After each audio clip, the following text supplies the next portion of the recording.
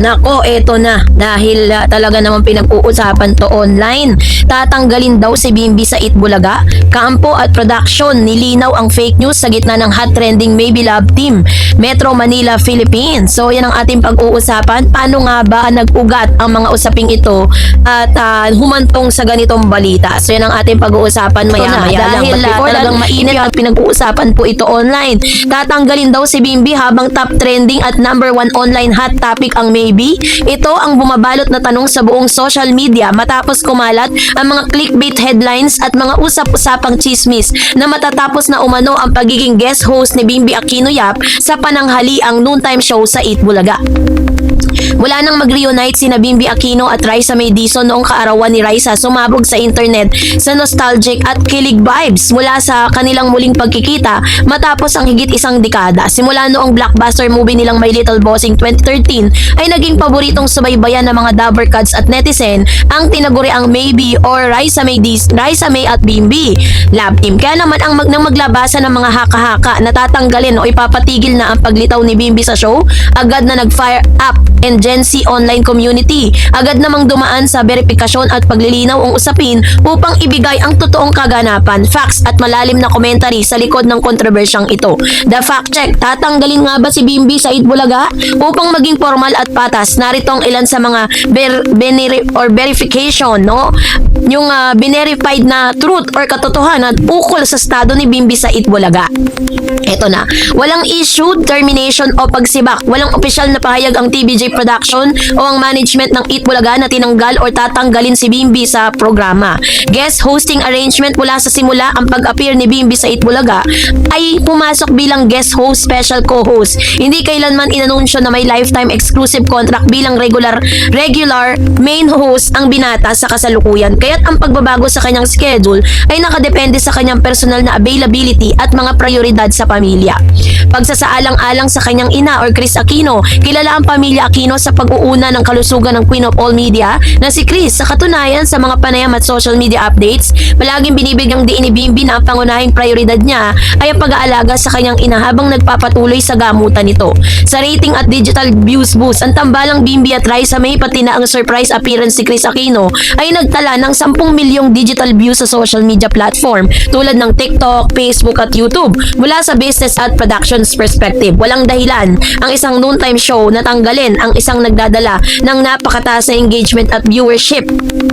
So what's the verdict? Ang balitang pinaalis o tinanggal si Bimbi ay isang pure clickbait, fake news trend na binuo ng ilang usoserong channel sa social media at ilang mga usoserang post, no? Na wala naman talagang malinaw na kasiguraduhan upang makakuha ng views, engagement gamit ang pangalan ni Raisa at ni Bimbi. Bakit nga ba umugong ang chismis? What is the root of the rumors? Bakit nga ba biglang napaniwala ang ilang netizen na may dahilan para alisin si Bimbi? May dalawang pangunahing dahilan kung bakit nagkakaroon ng ganitong impression sa online world.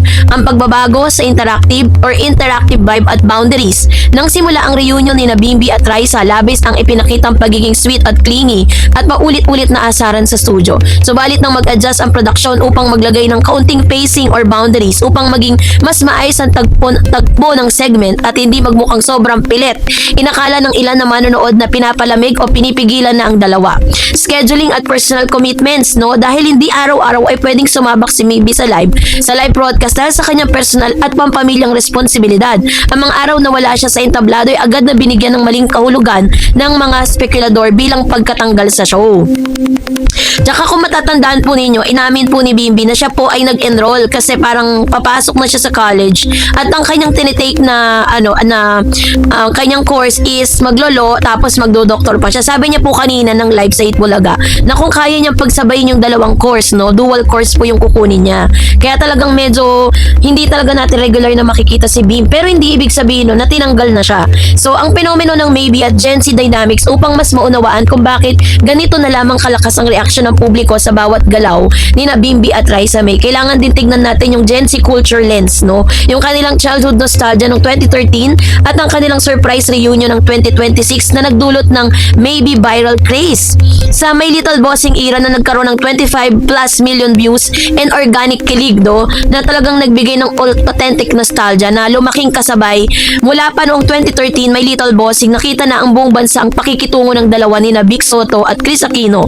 Ang Gen Z audience ay nakakaramdam ng organic connection dahil sina Raisa at Bimbi ay kapwa lumaki sa harap ng camera. Hindi sila puniwersang lab team na ginawa sa workshop. Mayroon silang totoong kasaysayan, the unfiltered charisma, at naging refreshing para sa mga manonood ang pagiging tapat at galang ni Bim. Mula sa kanyang mga hirit tulad ng Technically, Raisa is my first kiss hanggang sa pagsusot ng damit na may letter R at pagbibigay ng regalo, pinakita ng dalawang isang uri ng interaksyon na hindi pilit ngunit nakakapagpadala ng kilig wave sa badla. And of course, syempre, meron din tinatawag na respect and values in modern dating culture. Sa gitna ng mabilis at madalas ay walang malinaw na label sa pakikipagkapwa kabataan ngayon, ang pagpapakita ni Bimbi ng formalidad, pagrespeto kay Raisa at pagpapatunay ng kanyang ina at ang pamilya ang una niyang prioridad, tulad ng pag-donate ng kalahati ng kanyang unang sweldo ay nagbigay ng napakagandang halimbawa sa Gen Z viewers. And comparison table, fact versus speculation sa issue ni Bimbi aspect, umaalingaw-ngaw sa chismis social media ang totoong kaganapan or yung tinatawag na fact status sa Itbulaga. Tinanggal ba siya or pinaalis raw ng management, ay nananatiling welcome co-host pa rin tuwing tugma ang kanyang schedule. Ang kanyang relasyon kay Raisa may nagkakaalitan kaya hindi na masyadong nag-uusap. Maayos ang ugnayan at ang malalim na respeto sa isa't isa bilang magkaibigan mula bata. Dahilan ng pagliban, may usaping internal production.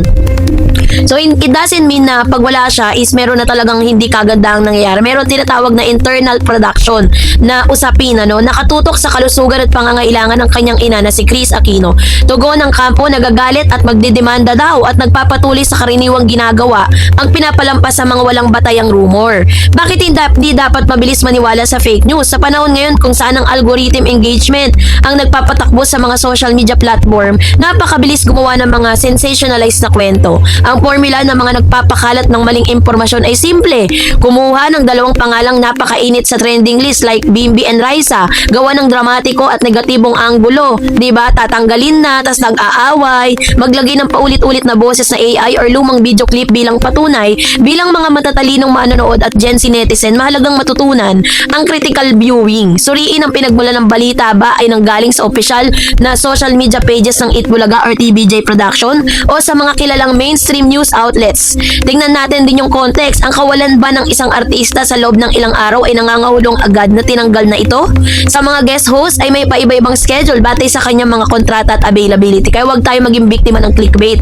Ang tambalang maybe ay patuloy na nakakakuha ng suporta dahil sa kanilang magandang chemistry. Ang pagpapakalat ng kwentong pinaalis ay isang taktika lamang upang sirain ang momentum ng kanilang trending moments. Kaya huwag tayo masyadong magpapapaniwala sa mga fake news. So, yung balita na siya po ay inalis, tinanggal, inalis, lahat po yan ay fake news at yan po ay matinding spekulasyon lamang. And that's it for today.